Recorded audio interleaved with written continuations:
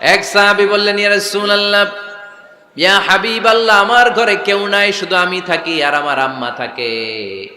আস্তাযিনু আলা উম্মি, আমার মায়ের ঘরে যেতেও কি আমার অনুমতি লাগবে নাকি?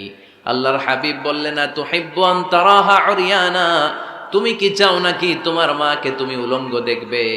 সাহাবী বললেন, না, কশিন কালেও আমার মারে আমি উলঙ্গ দেখতে চাই না। আল্লাহর হাবিব সাল্লাল্লাহু আলাইহি ওয়াসাল্লাম বললেন, ইদান ইস্তাযিন আলাইহা, তাহলে তোমার মার ঘরে ঢোকার আগেও অনুমতি নিয়ে ঢুকবা। মায়ের ঘরে ঢোকার আগে অনুমতি নিয়ে ঢুকবা। সাহাবী বলে, আনা খাদিমুহা, রাসূল সাল্লাল্লাহু আলাইহি ওয়াসাল্লাম, আমি ছাড়া ওনার কেউ নাই, আমি তো ওনার খেদমত করি, আমার মার ঘরে ঢোকার আগে অনুমতি নেওয়া লাগবে?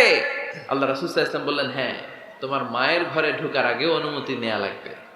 তাহলে মার ঘরে ঢোকার আগে যদি অনুমতি লাগে, বোনের ঘরে ঢোকার আগে তোর অনুমতির দরকার নেই?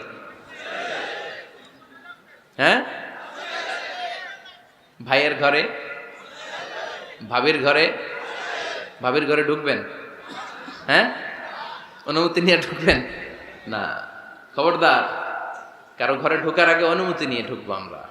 হুট করে আমরা অনেক সময় ঢুকে পড়ি, সে হয়তো বিশ্রাম নিচ্ছে, অল্প কাপড় পরে শোয়া, বা বিছানায় এমন ভাবে পড়ে আছে, ওই অবস্থায় সে কারোর সাথে দেখা করতে চাচ্ছে না, ওই অবস্থায় হুট করে ঢুকা যাবে?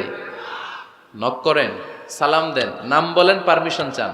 এই সময়ের মধ্যে সে নিজেকে গুছিয়ে প্রিপেয়ার্ড হবে, আপনার সামনে আসার উপযোগী করে নেবে নিজেকে, ঠিক কিনা?